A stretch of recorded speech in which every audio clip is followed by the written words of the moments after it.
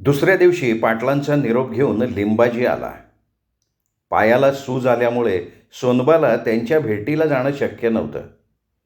त्याला कुऱ्हाड लागल्याचं समजताच तासाभरांनी खंडेराव पाटील त्याच्या भेटीला आले. त्यांच्या येण्यामुळे सोनबाला आनंद झाला. चहापाणी झाल्यानंतर त्यांना निरोप देतेवेळी तो त्यांना म्हणाला, अजून 7-8 दिवसाचा अवधी आहे. तवर माझा पाय ठणठणीत होईन, चिंता करू नका. माझ्याकडून कामगिरीमध्ये हायगाय होणार नाही. तुम्ही तुमचं काम करा, ठरलेल्या वेळी मी माझं करीन.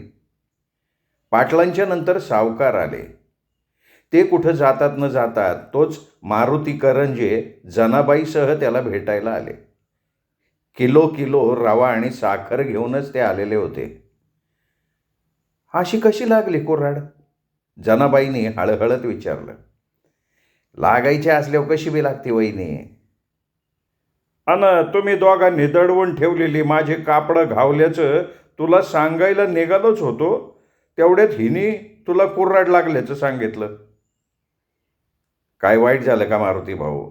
अरे तवापासनं दारूची आठवण देखील झाली नाही. समद गुन्ह्या गोविंदानी चाललंय. तुझेच उपकार आहेत बघ. नाही मारुती भाऊ, अहो आपण साधी माणसं आहे. परपंचाला राग फासून शनी आपल्याला असला आंबट शेव कशाला पाहिजे सांगा बरं. जनावहिनीची आसवं माझ्याच्यानी पगवली नाही म्हणून शनी मला ते धाडस करणं भागच पडलं. सकाळपासनं पावसानं उघडीप दिलेली होती. म्हादा गोधा शाळेला गेल्यानंतर नाना नानी मळ्याकडं जाता जाता वाकडी वाट करून आले. नानींनी पायलीभर तांदूळ आणि घमेलभर वांगी, टोमॅटो, मिरच्या आणलेल्या होत्या. तिला बाळसं आल्यासारखं वाटत होतं. गंगीनी त्यांच्यासाठी घाईघाईनं चहा केला. मळ्याकडं जायला निघतेवेळी सदगदित कंठानं नानी म्हणाली, सोनबा, सकाळी उठल्याबरोबर तुझी आठवण आली. तुला मी कितीदा वाईट वांगाळ शिया घातल्या असशील, पण त्या तू फुलावानी झेलल्या. तुला कधी राग आलेला मी बघितलाच नाही. तुझ्या कोडगेपणामुळंच मला माझं सुख परत मिळालं. मी माझ्या तोऱ्यात होते. तुझ्या नानाचा कधी विचारच केला नाही. लय पस्तावा झालाय. म्हणून छान आता तुला सांगाय हरकत नाही. सांगा ना.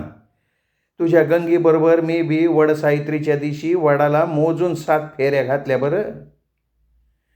नाना नानी पाठोपाठ गंगी म्हैस घेऊन मोलाच्या कामाला गेली. सोनबा जेवला नव्हता. तिने त्याचं ताट भरून पाठीखाली झाकून ठेवलं होतं.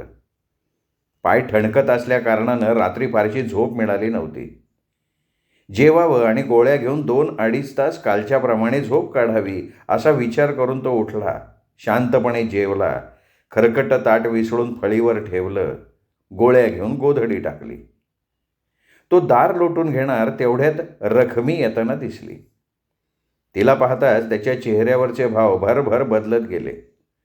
जवळ आल्यावर ती म्हणाली, डॉक्टरांनी मलमपट्टी करायला धाडले. ये की ये. त्याच्या पाठोपाठ ती आत आली. तो गोधडीवरच बसला. मलमपट्टी करण्याचं हातातलं साहित्य खाली ठेवून ती बसत म्हणाली, झोपायचा विचार होता वाटतं. रातभर डोळ्याला डोळा नाही लागला. ठणक्यावर गोळी दिली होती ना? सांगितल्याप्रमाणे समध्या घेतल्या गोळ्या, पण फारसा फरक नाही पडला. आता कधी घेतल्या गोळ्या? तिने त्याच्या पायाचं बँडेज सोडत विचारलं. आता एवढ्यात घेतल्या 10 मिनिटाच्या आधी. ती मलमपट्टी करत असताना त्याच्या मनात आलं, घरी जाऊन शनी मलमपट्टी करण्याची या रकमेची ही पहिलीच वेळ असणार. कान्हाने काहीतरी पटवून शनी पाठवलेली दिसती.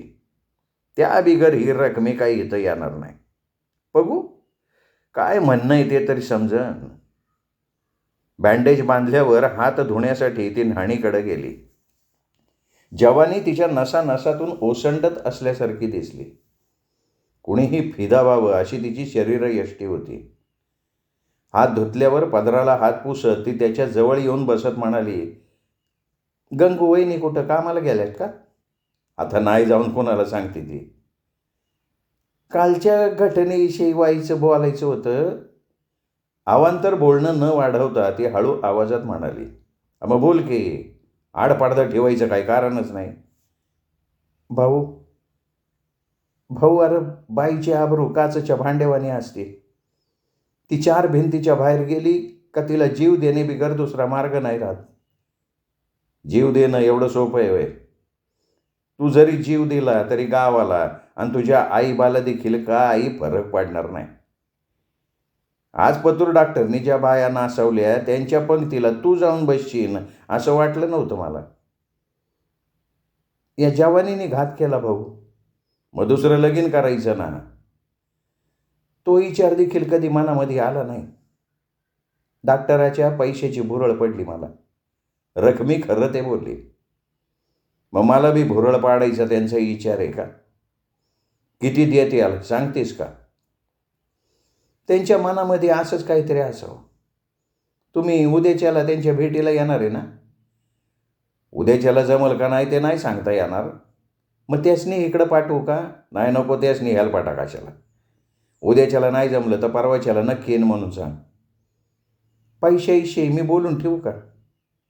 रखमा, पैशाची भूक नाही मला. अगं असा फुकटचा पैसा मिळवायचा असताना आज पतूर मी टोले जंग माडी बांधून मोकळा झालो असतो. रखमीच्या डोळ्यात पाणी तररलं. ती मुसमुसायला लागली. सोनबाला मनातनं फार वाईट वाटलं, पण त्यांनी स्वतःला वितळू दिलं नाही.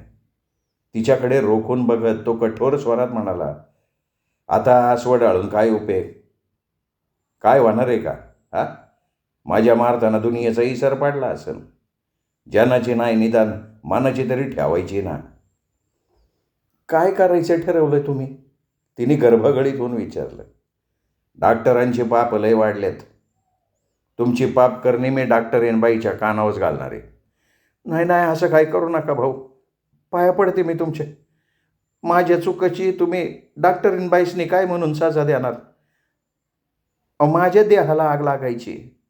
रातभर हातरुणाव तळमळत राहायला लागायचं म्हणून क्षण गेले व्हावत मी. डॉक्टर साहेबांना मीच मौनी घातली. डॉक्टराची काय बी चूक नाही भाऊ. जी काय सजा द्यायची असेल ती मला द्या, त्या गरीब बिचारीला नका देऊ. म्हणजे आणखीन बाया नाचवायला त्या डॉक्टरला काय मोकळा सोडायचा काय? मोकळं नका सोडू. तुम्ही तुमचा फायदा बघा, हेच सांगा या मी इथं आले. मला जरा विचार करायला पाहिजे. जरा वेळानं सोनबा म्हणाला. रखमाला आशेचा किंचित किरण दिसला. पदरानं डोळे कोरडे करून ती करुण स्वरात म्हणाली, भाऊ अहो, मी काय जागा वेगळं केलं? या दुनियेमध्ये असलं पाप करणारी मी एकलीच आहे का सांगा? देवाधिकांना देखील मदनाला आवर नाही घालता आला. म्हणून म्हणते विचार करण्याजोगं काय बी नाही. डॉक्टरासनी गाळात घालायची नामी संधी चालून आली आहे. रगड पैसा आहे त्यांच्याकडं, लागन तेवढा मागून घ्या. डॉक्टर असं म्हणले होते का? नाही हो नाही, मीच माझ्या मनाने म्हणते. तुझी काहीतरी गफलत होती. तू गरीब, त्यातून लवाराची पोर. तुझ्या आबरूपरीस डॉक्टरासनी त्यांचा पैका मोलाचा वाटला तर? या कामात तो माणूस निरडावलेला आहे. तो मेल्या माड्यावरचं लोणी खाणारा. त्याची या पाया पडणी करायला मला काही जमणार नाही. अहो असं नाही होणार. तुम्ही समजा आपल्या डोळ्यांनी बघितलं म्हणून शनी त्यांचं डोकं नाही थाऱ्यावं.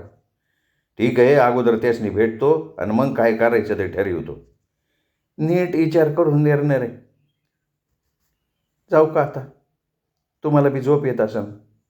आता काय घराकडं जाणार का दवाखान्याकडं? घराक जेवणा करता.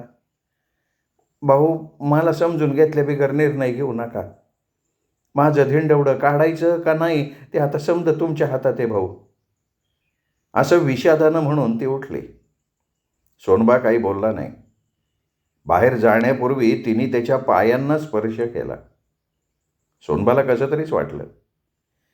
दार लोटून तो अंग टाकण्यासाठी अंथरुणावर आला. सक्तीची विश्रांती घ्यायची होती, पण मनात रखमीचा विषय खदखदू लागल्यामुळे प्रयत्न करूनही निद्रादेवी प्रसन्न झाली नाही.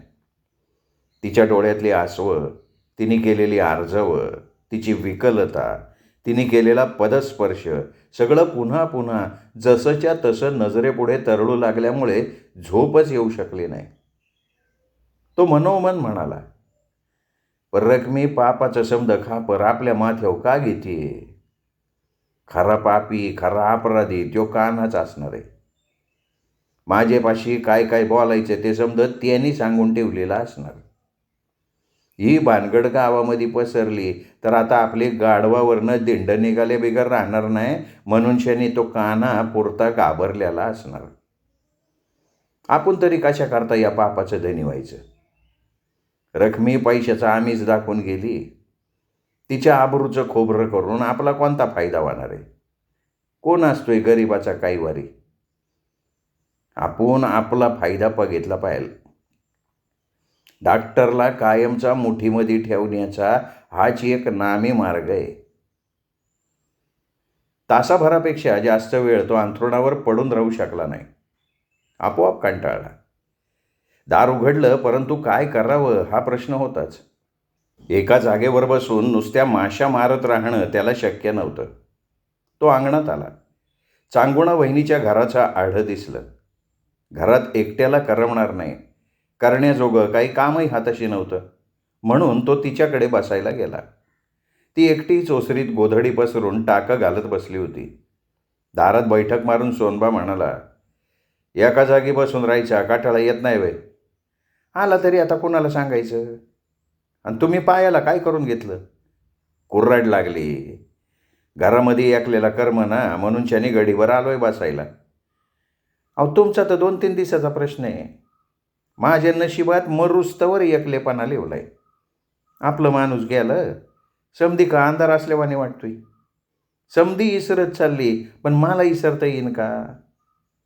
वहिनी आमरपट्टा घेऊन कोण आलंय? समधी त्याच वाटाने जाणार. या दुनियेवर त्या वरच्याचा अधिकार आहे. त्याच्या मर्जी बिगर झाडाचं पान बी हालत नाही म्हणतात. माया भावाच्या फेऱ्यामध्ये आपण अडकलोय म्हणून शांतर समद कळतंय भाऊजी, समद कळतंय, पण वळत नाही त्याला काय करणार?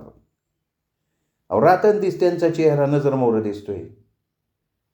समजा आधारच गेला बघा, नाही सावरता येतो. असं म्हणून नाही चालणार वहिनी. तुम्ही उभारीदार आहे पाहिजे. माणसाचा जन्म वारंवार नसतोय ना. बरं, चहा ठेवू का भाऊजी? तिने विषयच बदलला. तुम्ही घेणार असाल तर ठेवा. ती उठून आत गेली. स्टोवची फरफर चालू असताना सुद्धा आतून मुसमुसण्याचा आवाज आला. दुःखाचा उमाळा दाटल्यामुळे चहाच्या निमित्तानं ती आत गेली असावी. सोनबाला अतिशय वाईट वाटलं. थोड्या वेळानं ती चहाचे ग्लास घेऊन बाहेर आली. त्यांचं चहा पिणं चालू असताना शाळेच्या मधल्या सुट्टीची घंटा ऐकू आली. त्याबरोबर सोनबा उठला, म्हणाला, वहिनी मी जातो, पोरं जेवा येतील आता. महादा गोधा जेवून गेल्यानंतर 5-10 मिनिटांनी पावसाची एक जोरदार सर आली. तिने अवघ्या 7-8 मिनिटात पाणीच पाणी केलं. सर ओसरली तरी सुद्धा अर्धा पाऊण तास आभाळ टपटप गळत होतं. सोनबा बिडी फुकत बसून राहिला. बाहेर जाणं शक्य नव्हतं. थोड्या वेळानं म्हशीच्या गळ्यातल्या घंटेचा आवाज ऐकू आला. त्यांनी दारातून बाहेर डोकावलं. गंगीच्या डोक्यावरचं पोतं चंद्रीच्या पाठीवर होतं. गंगी नखशिखांत भिजली होती. काय म्हशीला पाऊस लागू नये म्हणून तिच्या अंगावर पोतं घातलं का? अहो, थंडीने जीव चाललाय माझा, ती कुडकुडत म्हैस बांधत म्हणाली. शेक करू का? बरं होईन. दोरीवरचं लुगडं घेऊन ती न्हाणीत गेली. अंगावरचं ओलं लुगडं फेडलं. हातातलं लुगडं अंगाभोवती गुंडाळून ती चुलीपुढं येऊन बसली. त्यांनी तोंडापुढं फुकणी धरली होती. चुलीपुढची गोवरीची खांड तो पेटवायचा प्रयत्न करत होता. 3-4 मिनिटांनी जाळ झाला. गंगी हा हू करत हातपाय शेकू लागली. अगं, लुगडं नेसून घे की, जाईन की गळून. अहो, नेसते हो, वाईस थंडी कमी होऊ द्या. शहाणी आहेस, कोणी आलं तर काय म्हणतील? का दाराला कडी घालून येऊ? काय नको, मोकाट्याने लांब जाऊन बसा, चला. गुंडाळलेलं लुगडं घट्ट पकडून ती झटकन उभी राहत म्हणाली, अगं तोंड फिरवून नेस की. ताकाला जाऊन गाडगं लपवायची काय गरज नाही. आणि गंगा छानपैकी हसली. तिने अंगात झंपर घातल्यावर तो म्हणाला, अगं नुसत्या दुधाचा चांगला फक्कड 2 कप चहा बनवू की? बनवते की, चहा घेतल्या बिगर हिव जाणारच नाही. एवढा पाऊस झाला का गं? अहो, समद्या शिवारामध्ये पाणीच पाणी झाले. तिचं त्याच्या पायाकडे लक्ष गेलं. नवीन मलमपट्टी केलेली दिसली म्हणून तिने विचारलं, अहो पट्टी बदलाय कधी गेलता तुम्ही? नाही मी नाही गेलो, रखमा आली होती. रखमा घरी आलती? पट्टी बदलाय? मग तुला काय वाटलंय? कालच्याला कान आला, मी बजावूनच ठेवलं होतं. गंगीनी चहा केला. सोनबा चहा पित असताना सरपंच आणि ग्रामसेवक त्याला भेटायला आले. पुन्हा चहा करायला लागला. सरपंच घाईत होते. जाताना 100ची नोट त्याच्या हातावर ठेवत म्हणाले, लवकर बारा हो बाबा, तुझ्याकडं 2 महत्त्वाची कामं आहेत. अहो काय 4 दिवसाचा प्रश्न आहे सरपंच, पायाची सूद वसरली ना, धावत येतो बघा तुमच्याकडं. सरपंच गेल्यानंतर अर्धा तासांनी सखा आणि गुणा आला. दिवस मावळेपर्यंत धाकू लोहार, बाळामाळी, दामा सोनार, रंगीबरोबर गोमा सुतारसुद्धा त्याला भेटायला आले. गंगीला मोठी अचंबा वाटली. माणसांची रीघ लागली होती. आपल्या नवऱ्याच्या एवढ्याशा जखमेची करंजावणेकर मंडळी इतकी दखल घेतील असं तिला वाटलंही नव्हतं. ती आश्चर्याने म्हणाली, अहो एवढीशी जखम नाही झाली तर गाववाल्याने किती गावगावा केलाय. 2 दिवसात 2 किलो साखर खतम झाली. आणखीन लागून दे ग. पांडुरंग कुठून बी कशाच्या बी निमित्ताने देतोय. तुझा नवरा आता साधा सुद्धा माणूस नाही राहिला. हा, उद्याच्याला अगोदरच बघूला भरून चहा तयार ठेव. आणखीन 10-20 जण आले बिगर राहणार नाहीत. आणि आता ती रिकामी हातानं तो कोणी येत नाही ना. अहो त्याचंच मला नवाल वाटायला लागलंय. नवल बिवल काय नाही गंगे. अगं अनेकांची घोंगडी माझ्याकडं अडकलीत. कुणाला बोलायचं नाही, आपला फायदा बघायचा. मी भोसले गुरुजीकडे जाऊन येतो. आता गुरुजीकडं कोणतं घोंगडं अडकलंय ते काय कळना. येतो जेवणाच्या वागतापतूर. उत्तर देणं टाळून डोक्यावर टोपी ठेवत तो म्हणाला. ती म्हणाली, अहो पण तुम्हासनी चालता येईन का. जातो ग असती. तो भोसले गुरुजींकडे गेला. ते आराम खुर्चीत कसलंसं पुस्तक वाचित बसले होते. सोनबाला पाहताच त्यांनी पुस्तक मिटलं. अरे 8-10 दिवस कुठे दडी मारली होतीस सोनबा.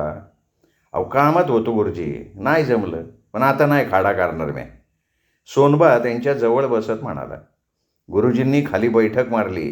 त्याच्या पायाकडे बघत विचारलं, आणि हे काय, पायाला काय करून घेतलंय. अहो कालच्याला दुपारी कोरड लागली. दवाखान्यामध्ये गेलो होतो. आजच्याला पुन्हा मलमपट्टी केली. गुरुजींनी आणखीन एक प्रश्न विचारू नये म्हणून त्यांनी जास्तीचं स्पष्टीकरण देऊन टाकलं. तुला शब्द दिले होते ते केलेस का. वय केले की. तासाभरात त्यांनी सोनबाला हाये, नाही, कोण, कधी, कवा, मधी, शानी, वाईच, लईदीस, समधी, व्हती, वय, नग, येळ, काही, त्याच्याक, त्याच्या बिग, मोर, माझा, तुझा, जात्यात येत्यात, म्हणून, म्हणजे आणि राहणार असे 29 अशुद्ध शब्द शुद्ध स्वरूपात कसे उच्चारायचे ते समजावून सांगितलं. प्रत्येक शब्द 5-5 वेळा त्याच्याकडून म्हणवून घेतला. घरी सराव करायला सांगितला तेव्हा तो म्हणाला, गुरुजी माझा सराव चालूच आहे. तुम्हाला एक सांगतो, मी शुद्ध बोलाय शिकतोय हे दिवाळीपर्यंत झाकरीत ठेवणार आहे.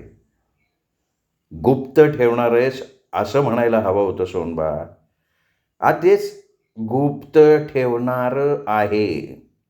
बरोबर. असा प्रत्येक शब्द विचारपूर्वक उच्चारायचा. म्हादा गोधाची पुस्तकं वाचत बसलास ना तरी तुझा सराव होईल. हे आत्ताचे शब्द दुसऱ्या कागदावर लिहून द्या ना. देतो, पण एक चूक केली. कागदाव असं म्हणायचं नाही, कागदावर असं म्हणायचं ना. करेक्ट आहे. पण मला एक कळत नाही आहे सोनबा, तुझा हा खटाटोप कशासाठी. थोड्या मोठ्यांच्या बरोबर राहावं लागतं. समधी दुनिया सुधारली. समधी सगळी बरोबर आहे ना. आता चांगला अंधार पडल्यावर सोनबा घरी आला. गंगीचा स्वयंपाक उरकला होता. पोरं अभ्यास करत होती. कुणीही जेवलं नव्हतं. ती पोरांजवळ बसली होती, त्यांच्या पुस्तकातली चित्र पाहत. वडिलांना पाहताच पोरांनी दप्तरं आवरली. त्यांना भुका लागल्या होत्या. चौघं बरोबर जेवले. जेवणं उरकल्यावर सोनबा मुलांना म्हणाला, गोदे माझ्याबरोबर पुस्तक वाचित बस बघू. माझा अभ्यास पुरा झालाय आणि मला तर झोपच येते. दोघांनी कुरकुर सुरू केली. गंगे यासने अंथरूण घालून दे. तिने डोळे मोठे करून नवऱ्याकडे बघितलं. पोरांना झोपवण्याची त्याची युक्ती अफलातून होती. गोधडी टाकल्यावर ती गालात हसत म्हणाली, अहो झोपा म्हणून ज्यांनी सरळ सांगितलं असतं तर ती हातरुणावर गेलीच नसती. तुम्ही बी जावा की, मला अजून भांडी घासायची आहेत, मला अजून बिडी वाढायची. मग म्हशीला वाईच वैरण तरी टाकून या. अंथरुणावर जायला त्यांना 10 वाजले.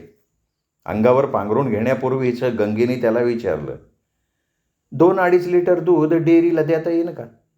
अहो एवढ्या दुधाचं काय करायचं आपण? येईन की, आणखीन 3-4 दिवस जाऊ दे, तवर माझा पाय बरा होईल. खामगावला गेलो ना 4-5 कॅन्डच घेऊन येतो. अहो आपल्याला एखादी खाट आणि बारीक जाळीचं कपाट तरी आणा, 4-6 भांडी बी आणाय पाहिजे. आपलं घर देखील दुसऱ्याच्या वाणी भरलेलं दिसायला पाहिजे अशी माझी इच्छा आहे. पैसे किती लागतील हिसाब केला का त्याचा? हिथं असं उपरेवाने अजून किती दिवस राहायचं सांगा की? अगं आताच म्हैस घेतली. आपण सारख्या खरेद्या करत राहिलो ना तर लोकांनी संशय नाही का येणार? ज्या येळेला मी खामगावला जाईन त्या येळेला फकिस्त एक वस्तू आणू. खरं बोलताय तुम्ही का माझ्या समाधानासाठी? आपलं घर चांगलं दिसावं असं मला बी वाटतंयच की गंगे. ती खुश झाली. खुशीच्या नादात त्याच्याकडे सरकत म्हणाली, लाईट बंद करायला पाहिजे होती. माझी ना नाही आहे, बंद करायची असेल तर उठ. मला कंटाळा आलाय. तुम्हाला उठता येत नसेल तर राहू दे. माझा पाय दुखतोय. उगा कशाचा धक्का बिक्का लागला तर तासभर उळत बसायला लागल मला. मी उगा सरकले तुमच्याकडं. आणखीन जवळ आले तर तुमच्या पायाला माझा पाय लागल्या बिगर राहणार नाही. लय बिलंदर झाली बरं का तू. काय तुझ्यावर जबरदस्ती नाही आहे. मगाच्या पण डोळं जड झाल्यात पण काय. अहो 4 गोष्टी निवांतपणे बोलायला दिसाचा येळ मिळत नाही म्हणून शान मी बळत जागे. मग आता 4 गोष्टी बोलून झाल्या, झोपाय हरकत नाही. तू मस्त येईन का झोप? माझी चिता कशा बाई करती? काय रागवले काय? गंगी त्याला नाजूकसा चिमटा घेऊन म्हणाली. तेवढ्यात पर्जन्यवृष्टी सुरू झाली. पावसाचे टपोरे थेंब कौलांवर आदळायला लागले. गंगी झटकन उठली. त्याने अंगावर पांघरून घेत विचारलं, तुला उठायचा कंटाळा आलता ना? अहो वळचणीला भांडी लावून ठेवते, आंघोळीला पाणी तर होईन. त्यांच्या पापण्या मिटायला आणखीन अर्धा-पाऊण तास लागला. ऐश्वर्य संपन्न गर्भश्रीमंतीच्या वाट्याला येणार नाही अशा दैव दुर्लभ सौख्यानंदात न्हावून गंगी आणि सोनबा झोपी गेले. शांतपणे निद्राधीन झाले. दोघेही विनोदी स्वभावाचे होते. विनोदी माणसं रसिक असतात. त्यांनी आपली गरिबी हसत हसत पचवली होती. त्या गरिबीला त्यांनी कधीही सौख्याच्या आड येऊ दिलं नव्हतं. पहाटे 5 वाजायच्या सुमाराला सोनबाला जाग आली. झोपेत असताना गंगीचा पाय चुकून त्याच्या पायाला लागला होता. फारशी वेदना जाणवली नाही पण झोप मात्र उडाली. तो उठून बसला. सावकाश उठून उभा राहिला. लाईट लावण्यासाठी जपून भिंतीकडे गेला. चूल पेटवली. पाणी तापायला ठेवून शेकत बसला. पाण्यातून वाफा निघू लागल्यावर त्यांनी गंगीला जागी केलं. सोनबाची देवपूजा आणि चहापाणी झाल्यानंतर 10-15 मिनिटांनी चंपाचा चुलत भाऊ नारभाऊ सोरटे, लकू जाधवांचा मुलगा धनाजी आणि बजरंगा आला. सोनबाजवळ बसत बजरंगा म्हणाला, अरे तुला कोराड लागल्याचं रात्री जेवणाच्या नंतर सुलभानी सांगितलं. रात्रीची येणार होतो पण उशीर लय झाला त्यामुळं नाही आलो. काय आता एवढीची तर जखम झाली. सोनबार आमच्या सुखदुःखाचा तू भागीदार आहे बाबा. अडीअडचणीला हक्कानं धावून येणारा तुझ्याशिवाय कोण असतोय का? तुला इसरून कसं चालेल? गंगीनी पोहे बनवले होते. चहा पोहे झाल्यानंतर निरोप घेतेवेळी सोनबाला बजरंगा म्हणाला, गडीभरानं सुलभा येणार आहे. स्वयंपाक पाणी झाल्यावर जाईन असं ती सकाळी म्हणत होती. साधारण 10-10:30 वाजता 5-6 किलो भुईमुगाच्या शेंगा आणि 2-2.5 किलो तुरीची डाळ वाणवळा घेऊन सुलभा आली. ती कुठं बसते न बसते तोच पाटलीणबाई सुनेला बरोबर घेऊन भेटायला आल्या. त्याही रिकाम्या हातानं आल्याच नव्हत्या. 2 पायल्या गहू घेऊन आल्या होत्या. गंगीला पुन्हा चहा करायला लागला. सोनबाला गजरा आनंदी दिसली. तिची मोठ्या आस्थेनं त्यांनी चौकशी केली. राजाभाऊंनी कदाचित तिच्याजवळ गौप्यस्फोट केलेला असावा असा मनाशी अंदाज बांधून तो तिला म्हणाला, वाडा सोडून शनी गरीबाका यायला सासू सुनाला कशी काय सवड मिळाली? सगळ्यांच्या येळ येते सोनबा. अरे 15 वर्ष तू घरच्या वाणी वाड्याची सेवा चाकरी करतोय म्हणून शनी सवड काढायलाच लागली, पाटलीणबाई प्रेमळपणे म्हणाल्या. तुम्हाला भेटण्याच्या निमित्ताने तुमच्या घरी येण्याचा आज योग आला भाऊजी. बरं वाटतंय ना आता? आजच्याला बरं वाटते. 2 दिवस पायाला सारखा ठणका लागला होता. दवा पाणी चालू आहे ना? ऐकी, एका जागेवर बसून राहणं मला जमन का? पण कामं कुणाला बी चुकत नाहीत भाऊजी, गजरा म्हणाली. लख्ख ऊन पडलं होतं. आकाशात ढग दिसत नव्हते. वारा भणाणत होता म्हणून गंगी म्हैस सोडून रानात निघाली. रोजच्यापेक्षा तिला थोडा उशीरच झाला होता. म्हैस सोडताना सोनबा तिला म्हणाला, रातच्या पावसामुळं शेतामध्ये पाय ठेवता येईन का? अहो चांगलं ऊन पडलंय. वापसा झाला तर हातामध्ये खुरपं घ्यायचं, नाही तर कुठंतरी 1-2 तास म्हैस चारायची आणि मग घरी यायचं. कालच्या वाणी तुमचं ताट भरून शनी झाकून ठेवलंय. बाहेर जाऊ नका, जेवान पडून राहा, नाही तर माझी नजर वाढल्याबरोबर अगं नाही जाणार कुठं बी. माणसं भेटाय येतात, बाहेर कसं जाता येईल? तो जेवत असताना रखमी मलमपट्टी करायला आली. त्याच्या जवळ बसत तिने विचारलं, एवढ्या उशिरानं जेवण? सकाळी पोहे खाल्ले होते ना, त्या कारणाने जेवाय उशीर झाला. सावकाश जेवा, मला काही घाई नाही. तुला बी जेवायचं असेल ना? मला उशिराने जेवायची सवय आहे. त्याचं खाणं उरकल्यावर रखमीने त्याच्या पायाचं बँडेज सोडलं. जखम बरीच सुकली होती, सूजही ओसरली होती. मलमपट्टी केल्यावर तिने आणखीन 2 दिवसांच्या वेगळ्या प्रकारच्या गोळ्या दिल्या. निघण्यापूर्वी ती म्हणाली, आजच्याला दवाखान्याकडे येणार आहे ना? काय म्हणले डॉक्टर साहेब? मी आपलं शब्द बोलणं त्यांच्या कानावर घातलंय. सोनबा आल्यावर बघू असं म्हणले. ठीक आहे, 8 वाजता येतो म्हणून सांगतेस नाही? नक्की या. हाय गय नका करू. अहो माझा जीव टांगलेला लागलाय. अगं तुझ्यापरी डॉक्टर साहेब जास्त तळमळत असतील. रखमी गेल्यानंतर त्याने अंथरूण टाकलं. डोळे जड झाल्यासारखे वाटत होते. अंथरुणावरती अंग टाकल्यानंतर तासाभरानं गंगी आली. म्हशीच्या घाटीचा आवाज कानावर येताच तो उठून बसला. म्हैस बांधून ती आत आली. न्हाणीत जाऊन पायावर पाणी घेतलं. 5-10 मिनटं विश्रांती घेतल्यावर लगेच दळणासाठी सुपात दाणे घेऊन तिने पाखडायला सुरुवात केली.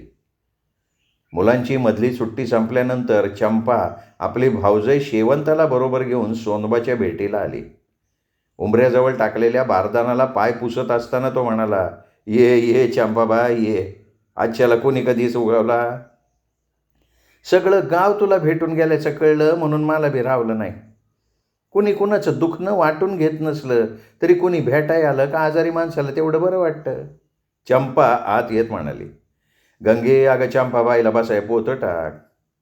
तिने शिऱ्याचा डबा भरून आणला होता. शेवंता तो गंगीच्या हाती देत खाली बसून म्हणाली, शिरा आहे, एका ताटलीत भाऊंना द्या खायला. माझ्या पोटात आत्ता जागा नाही शेवंता. अहो गरम आहे, 2 घास खा. वंसनी स्वतःच्या हाताने बनवलाय. सोनबानं चंपाकडे लक्षपूर्वक पाहिलं. तिच्यात किंचित शारीरिक बदल त्याला जाणवला. पिवळसर वाण आला होता. काया आणखीनच नितळ झालेली दिसत होती. गंगीनं त्याच्या हाती शिऱ्याची बशी दिल्यावर चंपा चुलीकडे गेली. गंगी गोवरीची खांड मोडत असताना म्हणाली, अहो चूल पेटू नका वहिनी, आम्ही आत्ता चहा घेऊन आलोय. आणखीन एकदा घेतल्यावर काय उलटी होईन का? निस्त्या दुधाचं चहा बनवते मग तर झालं. अरे किती दिवसांनी आलायसा चंपाबाई? चहाला कोणी नाही म्हणतं का? अहो आमच्या गंगामाईच्या आजचा कब्बर चहा पिऊन बघा, उद्याच्याला पुनिंदा याल तुम्ही. सोनबानं आग्रह केला. मग काय हरकत नाही बाबा, चंपा प्रसन्नपणे हसत म्हणाली. सायंकाळी 5-6 वाजता राजाभाऊ आणि दीना आले. ते अजून कसे काय आले नाहीत याचं सोनबाला आश्चर्य वाटत होतं.